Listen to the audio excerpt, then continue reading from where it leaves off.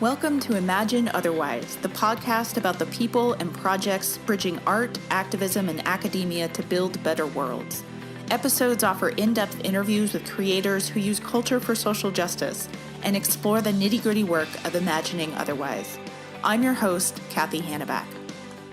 This is episode 86, and my guest today is Larisa Kingston Mann. Larisa is an assistant professor of media studies and production in Temple University's Klein College of Media and Communication. She teaches courses related to media criticism, law, technology, and popular culture. Larisa's research examines how marginalized and oppressed communities create spaces of cultural autonomy, especially in changing legal and technological contexts. She's published articles on the global circuits of Jamaican popular music, the role of music in radical social justice movements, what feminism can learn from new media, ethnic radio and nonlinear innovation, Berlin reggae, and copyright and cultural citizenship in outlets including The Nation, XLR 8R, Viewpoint Magazine, the Journal of Popular Music Studies, the International Journal of Communication, Communication, Culture and Critique, and Communication and Critical Cultural Studies.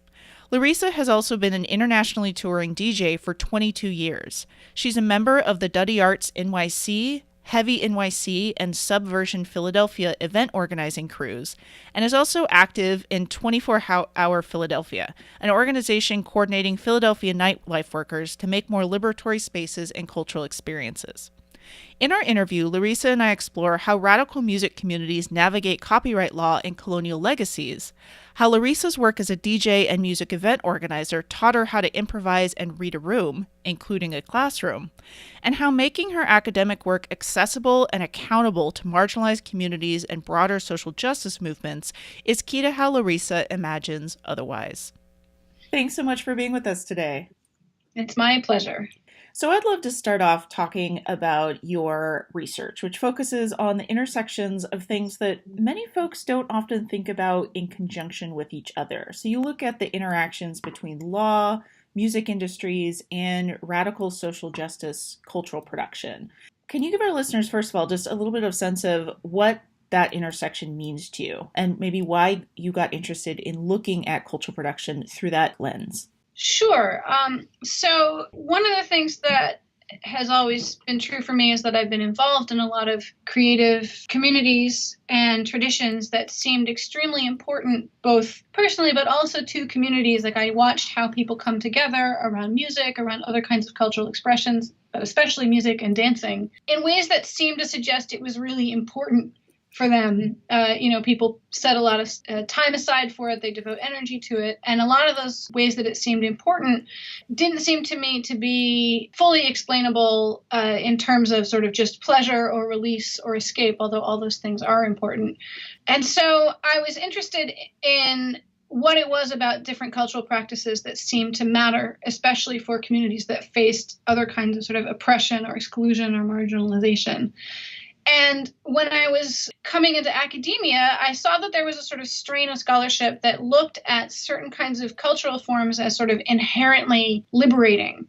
And a lot of that was appealing to me, but I started to feel like that didn't really seem as useful to me because as someone who was involved in cultural practices and music, I could see there were times when it seemed like it was liberating and great. And then there were times when it seemed to be pretty oppressive or a mixed bag or deeply ambivalent. When people are invested in, say, a genre or a scene, they will say, well, that's not real hip hop if it's oppressive or uncool. And I was sort of like, that doesn't really work for me because something like hip hop or like other kinds of dance music are social practices that exist in good and bad ways. So what I got interested in was sort of what are the conditions under which different kinds of creative practices and expressions work in a liberatory way. The conditions seemed to me to be structured by things that were social, but also very sort of material things and also legal things. So I was really struck by how many of the most vibrant and dynamic and in some ways liberatory cultural practices, musical practices I was aware of seemed to happen in illegal spaces or in ways that seemed incompatible with law. And so when I say illegal spaces, I mean often sort of unlicensed, warehouse parties, street parties, pirate radio, a lot of illegal realms where the actions that people were doing were de facto illegal. And then also the ways that certain kinds of musical practices were illegal because they violated things like copyright law. People didn't get appropriate permissions before reusing musical recordings. And so looking at what it was about these illegal practices that seemed to tie so closely to particular communities, to people who were oppressed along the lines of race, gender, sexuality, along colonial lines, that seemed to be a really sort of rich and interesting place to start looking at creativity. And so law, but also technology itself, the uses of different kinds of technology and creativity all seem to come together, or to be a sort of nexus of practices that would help me understand better, and maybe also help as a practitioner and as someone involved in culture, how to foster and support events that were liberatory. Like if I could understand the ways that people are navigating these frameworks of law, of technology, and of culture itself in order to carve out spaces for themselves, maybe I could also support as well as recognize when people doing that, even more, and try to work against some of the ways in which people's practices and communities could be shut down. And I think, for me, being involved as a DJ in sort of underground dance music, I also was pretty intimately aware of the ways that law enforcement and specific legal changes could immediately alter the framework or the baseline by which people could engage with certain kinds of cultural practices. So changes in zoning law, changes in classification of venues, things like the cabaret law in New York. These are all things that immediately could sort of choke down or, open up certain kinds of possibilities for different communities. I want to come back to your DJ work in a minute, but I want to maybe turn here to your most recent book, because I think in many ways the types of projects that you look at work really well with concrete examples, right? Law is a very abstract thing that people have a difficult time getting their heads around. So I'd love to look at your book project, which is about Jamaican popular music and copyright law.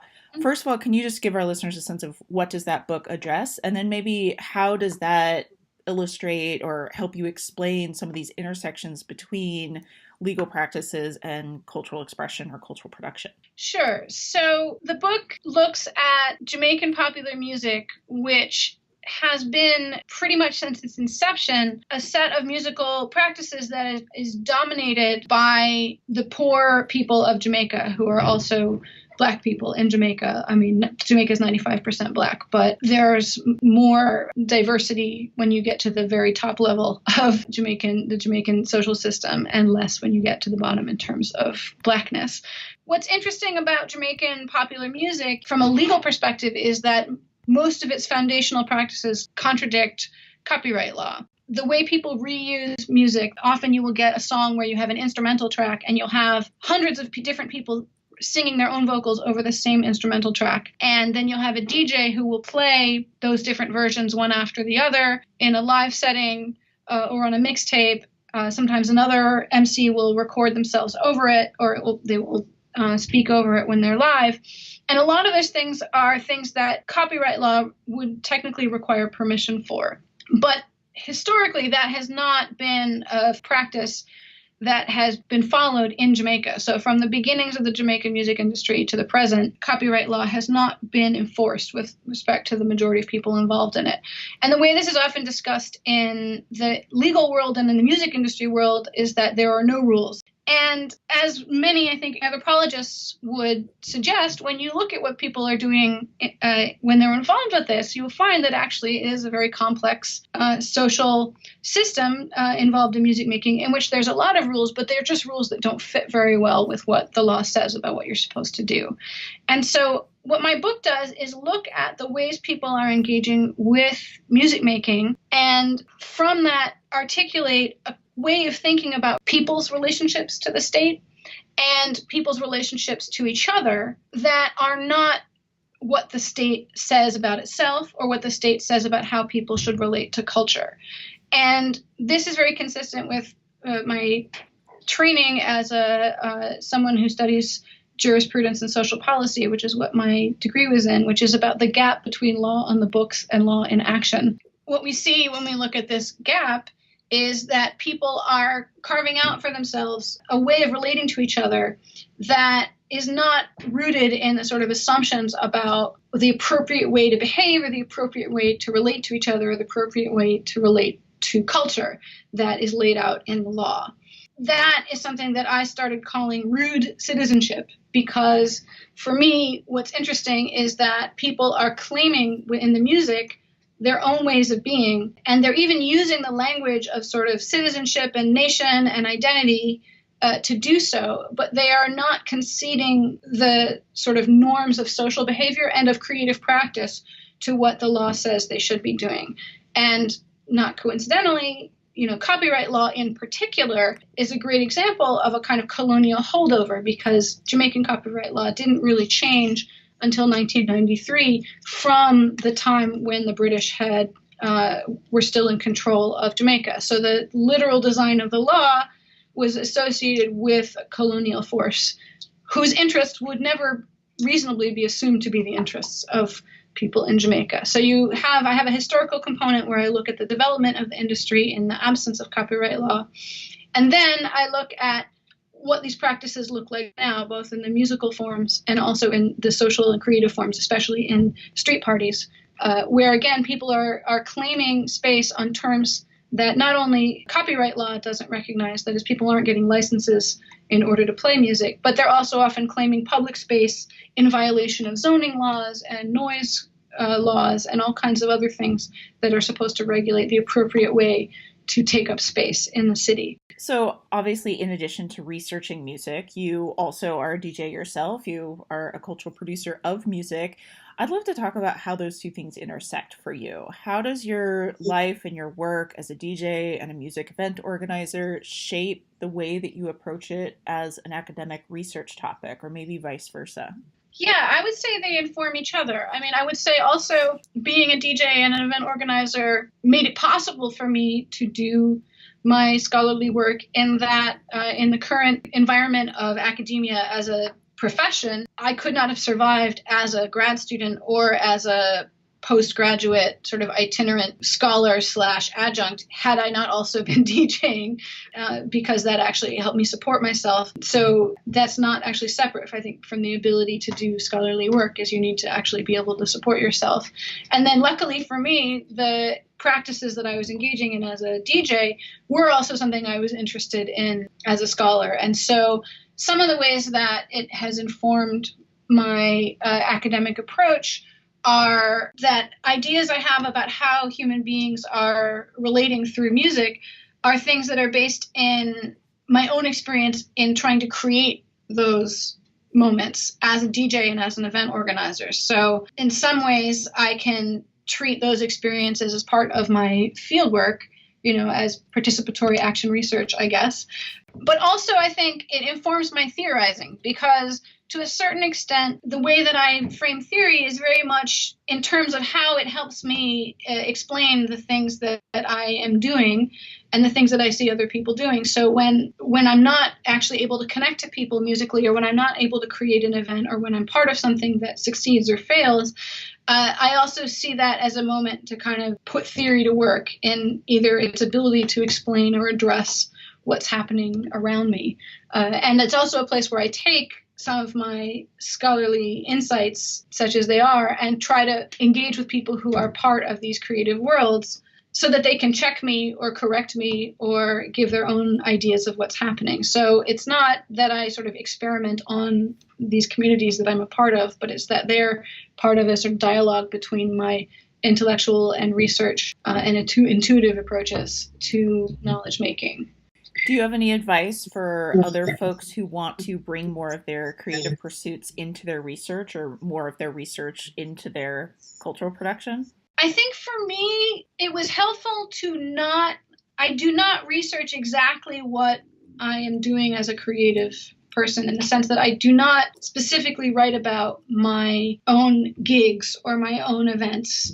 It's more that I process the things that I have learned and that I research, and that I go out and I act fully as an artist or as an event organizer and see what happens. So I find it helpful to actually separate, in some sense, the creative expression from the analysis.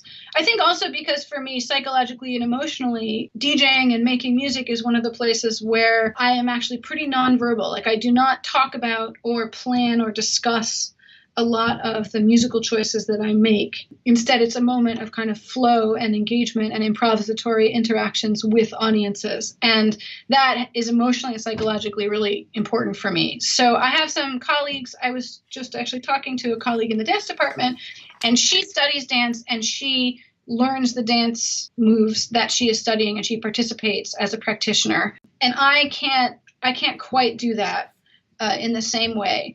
But a lot of my scholarship is sort of adjacent to the creative practices that I have. And I think for me, that is helpful also in allowing me to have some of the pleasures of kind of pure flow and creative expression, but also the ability to kind of turn that into some stronger intellectual chops and some stronger connections between the intellectual approach and the expressive and community approach. And I will say as well that a lot of the skills around DJing that have to do with improvising and being responsive and drawing on multiple sort of references in order to connect with an audience, those are also super useful things for teaching and public speaking and sort of engaging with the public. So I find, being able to read a room is something you learn as a DJ, and that certainly translates to the classroom as well. So I think it's nice to think about how these practices are analogous and sort of layered on each other in terms of the skills that you can get from them. Do you talk about DJing with your students? Sometimes it comes up. Sometimes, although surprisingly not that often, they bring it up and that someone sort of Googled me or something like that. I used to try to keep it much more separate and keep my sort of public persona separate, and I had separate websites and that kind of thing. And I decided that too much separation wasn't healthy for me. I'm trying to find a balance with that. But I do talk about it, especially when I'm teaching around questions of copyright. Sometimes I talk about the research I've done that reveals different perspectives on how we understand ownership of culture. But yeah, it's interesting when it comes up and when it doesn't. And I'm still sort of experimenting with that. So much of your work demonstrates the ways that creativity dovetails really nicely with academic research and all kind of wrapped up in this kind of umbrella of social justice. And I'd love to talk a little bit more about what intrigues you about bringing those things together, art, activism, and academia. What do you find productive about that nexus? I think for me, I couldn't be in academia if I wasn't also continually trying to find ways to address some of the things that are wrong in society and in academia. I had a sort of circuitous path through academia, but part of that was because I was trying to find a way to make academia make sense as a pursuit when I could see some of the sort of benefits and pathways towards engaging with communities and community activism. I was also a union organizer, as well as doing musical events that I saw as also contributing to community activism. So it's more that in order for me to feel like I am in academia, I have to continually try to find ways to make my academic work worthwhile beyond the evaluations of academia. Professionally, I have to be accountable to academia and to the different fields within it that I am in dialogue with, but I also want to be accountable to the communities that I do research on and with, and also in general accountable to sort of broader concerns with justice. So this podcast is called Imagine Otherwise, and all of the guests from their various realms, their various disciplines, are all invested in this kind of idea of building a different world, building a series of different worlds, perhaps. And your work is such a fantastic example of that as well. So I'd love to kind of close out this interview talking about what is that world that you're working towards when you DJ, when you teach a class, when you do your scholarship, when you do all of the kind of creative and intellectual endeavors that you do across the course of your career. What kind of world do you want? I mean, in one way, I'm seeking the beloved community. A lot of the world that I'm working towards has already existed in places, not in some kind of utopian way, but is already within us and within sort of the best of us and the best of our social relations. And so a lot of why I continually look to communities that, are oppressed or marginalized or also resisting and exist outside of global colonial capitalist patriarchy, etc., is because I think those are the places where this better world is going. Those are the people and the communities and also the places where this kind of better world is going to be made. And so it's as much a looking in and also looking backward as it is a looking forward to create that world. And so I try to work my teaching practice into that, in little ways as well as big ways, and always, leaving sort of windows into more imaginative and also radical and fundamental challenges to the world around us. And I think, a lot of the creative experiences that I've been a part of have helped me also have little tiny kind of prefigurative moments of that, although they are never complete or finished in that way. Well, thank you so much for being with us today and sharing all of the ways that you imagine and create otherwise. Thank you for inviting me and for asking me such good questions.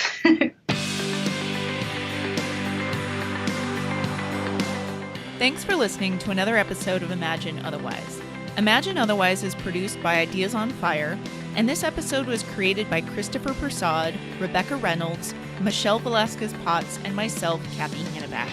You can check out the show notes for this episode on our website at ideasonfire.net, where you can also read about our fabulous guest, as well as find links to the people and projects we discussed on the show.